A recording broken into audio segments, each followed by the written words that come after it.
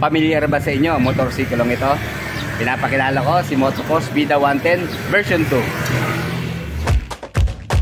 I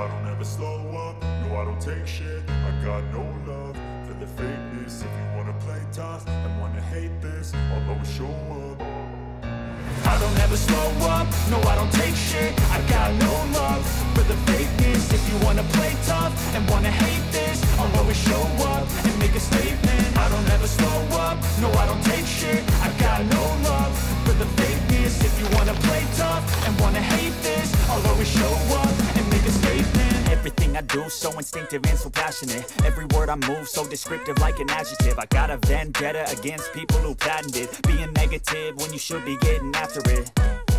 I got facts over tracks, this and that. Spitting slow, spitting fast. I could roast, I could gas. Think I'm okay at last, but I don't know if that can erase all the past. And the pettiness, a reflection of the emptiness. Hilarious, you think you're with my time, you're delirious. Mysterious, because you hide behind a fake exterior. Inferior, you know I'll always be a bit superior. Get off of me, this ain't no humble brag. I want you to hear words, you can say them back. I want you to feel free from the chains at last, and to believe in what you got, it was built to last, yeah. Now that I've been put through hell, I never got anyone's help. I had to do it all myself. I don't ever slow up, no I don't take shit. I got no love for the fakeness. If you wanna play tough and wanna hate this, I'll always show up and make a statement. I don't ever slow up, no I don't take shit. I got no love for the fakeness. If you wanna play tough and wanna hate this, I'll always show up and make a statement. Gonna learn the consequence of being incompetent. Mental health is confidence, dreams and some honestness. I'm not here to save the day, that's for you to take away. I could play a million mind games, but instead I say something not illogical, something that is topical. Rub it on and watch it go, make yourself unstoppable. Dreams are irresponsible, but they're always possible. If you just believe, you could be so remarkable. Thoughts in my head, a collage and they spread. Okay, sa ngayon po, konti pa lang ang mga unit nila dito sa pwesto nila sa Siniluan. Pero available naman po yung mga unit ng Motopos. So ayan, sa price update bago tayo mag-start. Okay, ayan, view nyo na lang po. Nabago lang sa kanila yung down payment. Ayan. Nga pala mga ka-riders, ito yung version 1 ng i-review natin, yung Bida 110cc. Bali, ang laki po ng pagbabago niya kasi sa version 2, naging kalokalike siya ni Smash, di ba? Sa version 1, kalokalike naman siya ni Wave 125. So ayan, isa-isahin natin. Dito ang available na kulay, meron siyang tatlo. Black, blue, saka red. Dito naman po sa ating Bida 110 ng Motopos version 2, meron po siyang available na 4 na kulay. Pero ito, angat ho sa akin, itong kulay na metallic red. Ang angas po talaga. Then meron din po siyang blue, black, gray, saka ayun nga po itong red. Okay, start na tayo sa pagkilates dito kay Smash tuloy, mababanggit ka, sorry. Dito po sa Bida 110 ng Motopos. Alam nyo, itong Motopos po, makamasa po talaga. Pinoy na Pinoy ang mga pangalan ng kanilang mga motorsiklo. Unang-una, ito nga po si Bida 110. Okay, dito po sa version 1, yan ang pagkaiba ho nila talaga sa looks.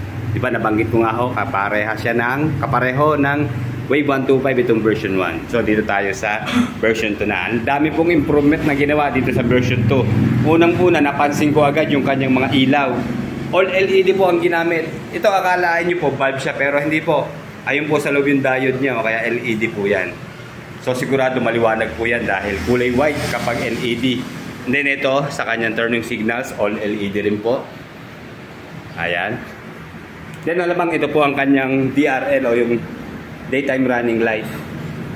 Pahaba siya rito. Tapos ang ganda ng kanyang color combination talaga, bumagay. Red, black. At then white yung kanyang ilaw. Ayan, sigurado ito ho ang DRL niya, magkabila. And then ito pa ho, tingin ko ito. Sa tabi ng headlight, DRL din po ito.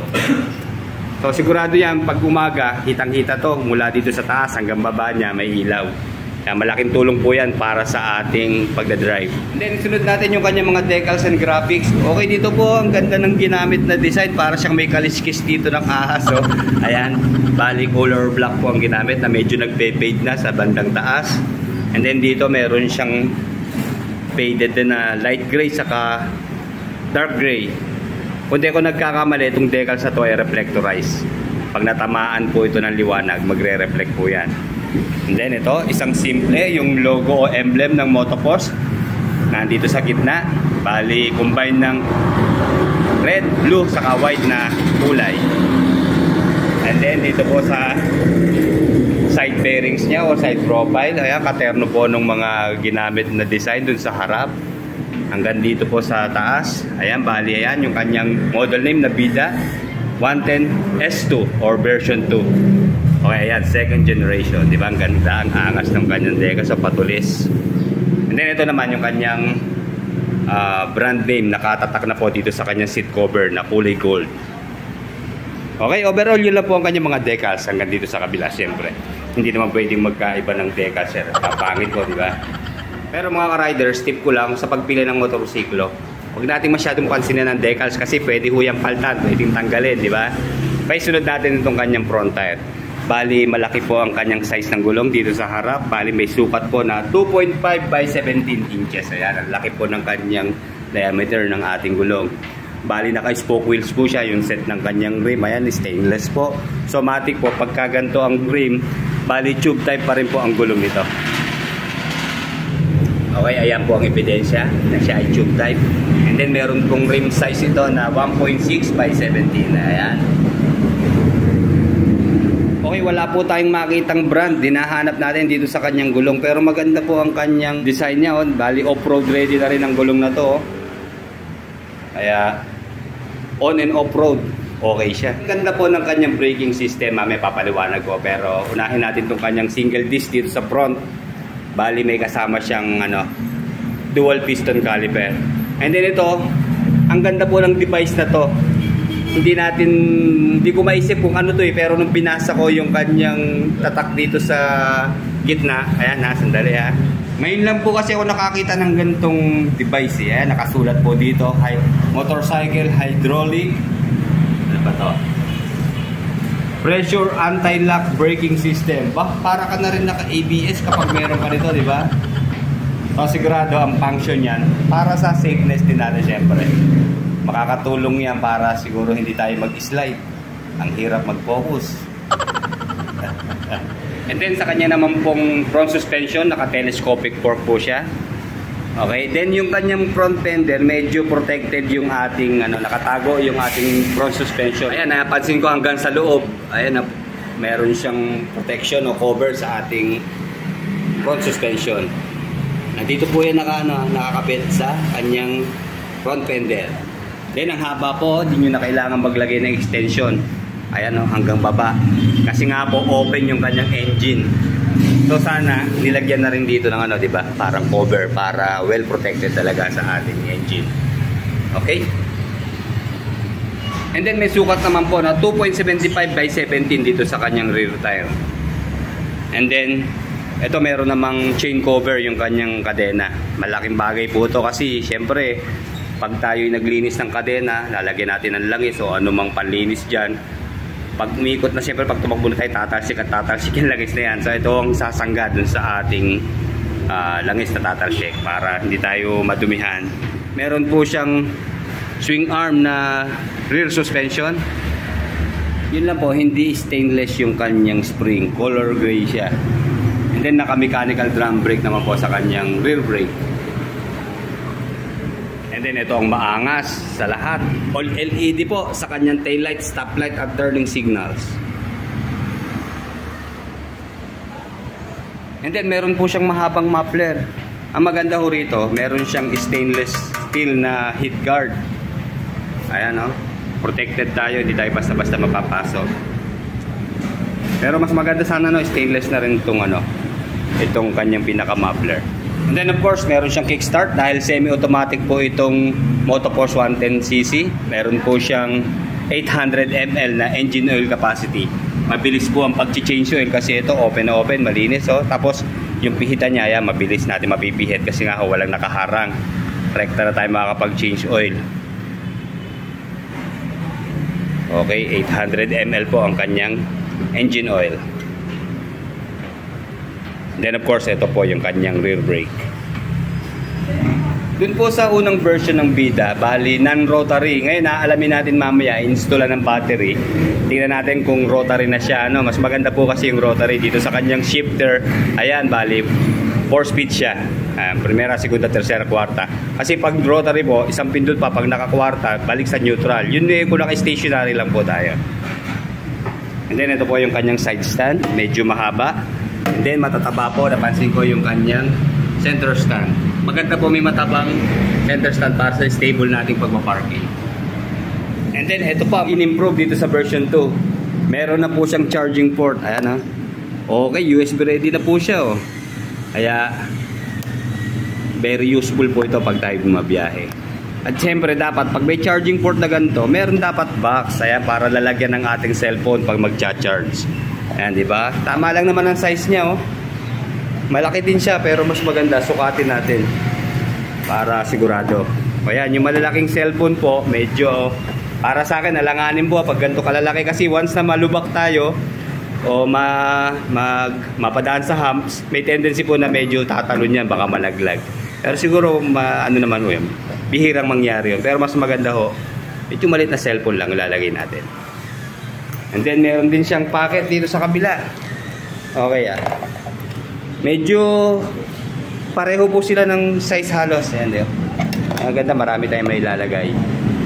And then ito po yung kanya ignition. Bali may shutter lock din po. Kunin muna natin ha.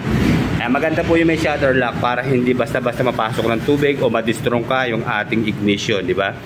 Sa shutdown mo lang yan. Ayan, sarado natin. Opener lang naman yan ito. Okay. Then ito pa sa mga nadagdag sa kanyang features, meron po siyang utility hook dito. Ayan, nasapitan ng ating pinamili, di ba? Paano ba to? Ayun, pipihitin lang yung ibabaw para mag-lock siya. Medyo pupush pataas. O yun, dito pala papapuntang left para mabuksan. And then pag hindi ginagamit, okay, di ba? Lapat. Ano kaya meron pa dito? Wala na dito sa ilalim ng upuan. Isa lang po siya dito. Okay na po yan. And then ito, isa husa na gusto ko dito sa mga gantong 110cc. Di ba may mga bolt yan? Pwede tayo magkabit dyan ng basket. Abang po yan para kung may dadalhin tayo punta sa palengke, pwede tayo maglagay dyan. And then dito naman po sa kanyang screen, all analog po siya. Pero kumpleto naman, hindi naman natin kailangan ng digital Ang importante lang talaga, indicator na malinaw at mabilis mabasa. Okay, ayan, dito po sa bilog na shape, bali meron po siya ditong speedometer and then odometer yun sa gitna. And then dito sa left side, ayan yung kanyang gear position, kitang-kita, neutral, primera, segunda, tercera, kwarta, turning signals yung sa ibabaw, and then fuel indicator. Okay, ito pa pala yung sa high beam, low beam niya sa baba. Yun lang naman importante kailangan natin, di ba? Kaya dito okay na rin to, kompleto na. Okay, sa kanya naman pong engine specification, 110cc siya, 4-stroke, single cylinder, of course 2.5 lang po siya. Single overhead cam, semi-automatic na transmission, and then air-cooled pa rin po ang kanyang air cooling system. Pero maganda ho dito, may mga air intake siya dito, butas-butas, so makakatulong po yan sa cooling system ng ating makina. And then siyempre carburetor type pa rin po siya. Siyempre murang halaga, expect na natin na carburetor type pa rin po ang ginagamit niya sa kanyang fuel supply system. And then sa kanya naman maximum power, meron po siyang 4.6 kilowatts or 6.2 horsepower, kinonvert po natin at 8,000 RPM. And then maximum torque naman po na 5.3 Newton meter at 5,000 RPM. Okay, bago natin i-check yung kanyang U-box, observe muna natin tong kanyang upuan. Meron po siya ditong stitches sa gitna. And then dito ho siya, yung flame na parang leather po ang material nito And then dito sa babaw, magaspang po ang kanyang texture. Ayan, para hindi tayo madulas in case na biglang preno. So overall naman, maganda naman yung kanyang shape, yung tabas, normal lang, hindi masyado matambok dito sa ating pwesto ng backride. So mamaya, pa-install natin ang battery, then check natin yung kanyang mga ilaw. Ano po, ito hindi pa pala natin na yung mga switches and buttons niya. Okay, sige, open na natin Nakabukod po yung kanyang susian dito sa ilalim. Ayan. Okay, yan, bukas na. Okay, ayan, meron pa rin po siyang U-box. Yun lang, dito ho nakapwesto yung baterya, kaya kumain siya ng space sa U-box. Pero makakapaglagay pa rin pa naman tayo dito ng mga gamit natin. Okay, sa kanya naman pong fuel tank capacity, Doon po sa version 1, nasa 2 litro lang po yan. 2 liters ang kanyang fuel tank capacity. So dito po ang full tank niya nasa 4.8 liters na. So ang laki po ng pinagbago niya. Malaki na po talaga ang tanke niya. 4.8, almost 5 liters na. And then meron po siyang fuel consumption na 2.1 liter per 100 kilometers na takbo.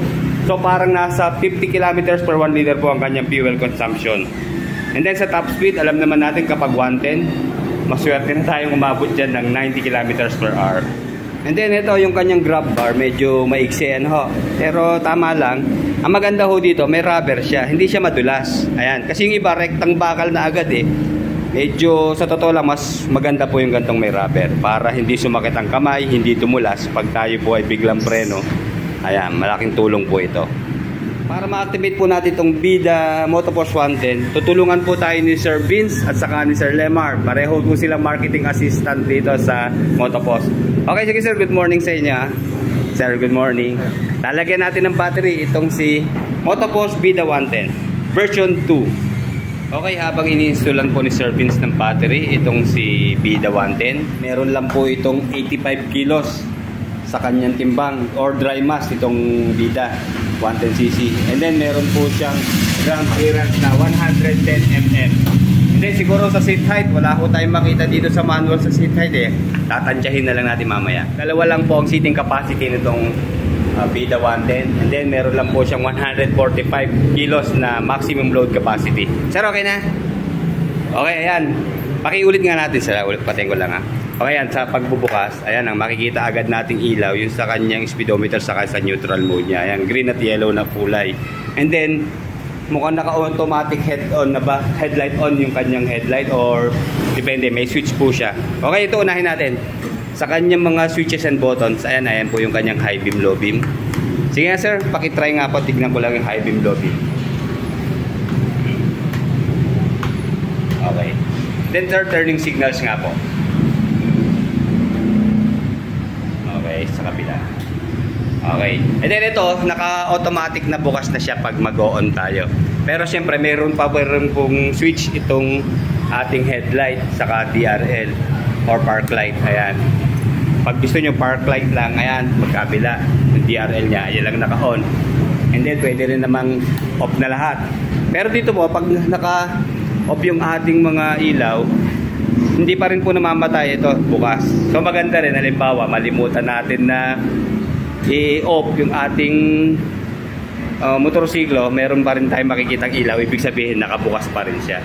So ayun, standby mode niya yan. Okay, i-headlight on natin ulit ha. Okay, ayan. Ang lakas po ng kanyang LED rito sa gitna. Okay, sige nga sir, pakipusina nga po. Matindi ang busina po, ang lakas. Kahit medyo takip siya dito sa taas, oh. Saan ba nakalocate ang ating busina? Hindi ko makita kung saan nakapwesto busina. Ano po? Pero ang lakas po talaga niya. Saan nga pa nga, sir, busina? Okay. Yun lang po, wala tayong gasolina kaya hindi natin masasound check. Pero okay lang. At least ito talaga, in good working condition po itong si Motopost. Okay, bali si side stand natin ha. Ayan po ang kanyang tindig kapag naka-side stand. Okay, normal lang naman. Tama lang yung kanyang pagkakatagilid. Pero mas maganda siguro. Konting ano pa, buka pa ano. Para tumagilid pa. Pero overall naman, okay na po yung kanyang pagkakatagilid. Okay, sakay na tayo ha. Okay, meron po siyang ground clearance na 110 mm. Nakita po natin doon sa manual. Pero ito, medyo tumitiyad tayo kasi parang malapad po yung kanyang upuan, no? Tiyad tayo ng konti. Siguro po nasa mga 770 hanggang 780 ang kanyang seat height. Pero, bah, napaintayog tayo. Ang lambot po. Ang ganda po ng kanyang suspension, grabe. Ang lambot po, para tayong nangangabayo na merong sapin na po. Ano po? Ayan, no? Grabe, bibigyan ko po ng 10, 1 to 10. 10 po ang grade dito para sa akin yung kanyang suspension. Ang lambot po talaga, oh. Komportable. Kahit hindi ko maramdaman yung lambot ng kanyang upuan, pero malambot po ang foam niya, oh. Ramdam na ramdam ko po yung bounce ng kanyang suspension. Ang lambot po talaga. Para na rin siyang naka-monoshock, pero dahil dalawa siya, grabe, oh. Overall, sa lahat ng mga 110 to 125cc na kategory ng motor. Pagdating sa suspension, ito pong si Motoforce Vida 110 version 2, ang malambot po talaga ang suspension. Okay, dito tayo sa kanyang front brake na disc. Check natin yung kanyang instant ABS. Ano po? Ayun, yung parang spark plug na nakakabit sa caliper. ABS po siya. Okay. Madulas po ang sahig natin dahil tiles, pero ang lakas po niya kumapit, oh. Narinig niyo yung tunog? Ayan, pakinggan niyo po, ha. Okay, kapit na kapit po. Mukhang effective po yung ABS nila. Okay, dito tayo sa rear brake. Okay, although drum brake siya, hindi siya malalim, oh. Tama lang yung timpla niya, oh. Parang half press lang kung baga sa kamay. Dito sa paa, half press lang ganyan, no. Kagat agad siya, di ba? Grabe, okay itong version 2 na to, ah.